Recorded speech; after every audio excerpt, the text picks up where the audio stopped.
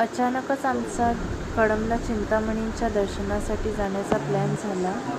सोबत त्यांचे मित्र आणि त्यांची मिसेससुद्धा होती. मंदिरात गेल्याबरोबर सगळ्यात आधी आम्ही पूजेचं सगळं साहित्य घेतलं आणि दर्शनासाठी रांगेत उभं राहिलो. खूप शांततेने आम्हाला चिंतामणींचं दर्शन लाभलं. सगळ्यांनी मनोभावे चिंतामणींचं दर्शन घेतलं, पूजा केली.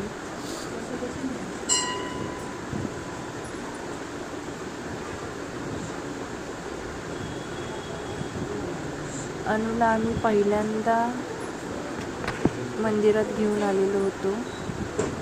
तिलासुद्धा चिंतामणींचं दर्शन लाभलं.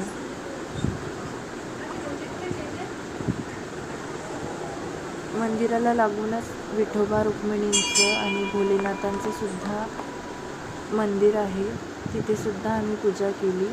दर्शन आटोपल्यावर आम्ही एकत्र झालो आणि थोडा आराम केला आणि मंदिरातच महाप्रसाद घेतला.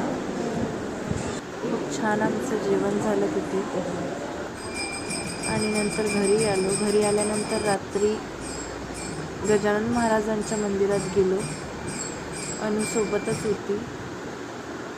खूप छान मंदिरात आज वातावरण होतं. प्रगती नसल्यामुळे खूप गर्दी होती. अनुने आत नाही पण मंदिराबाहेर आल्यावर जय जय केला. प्रगट दिनाच्या सगळ्यांना खूप साऱ्या शुभेच्छा. बाय.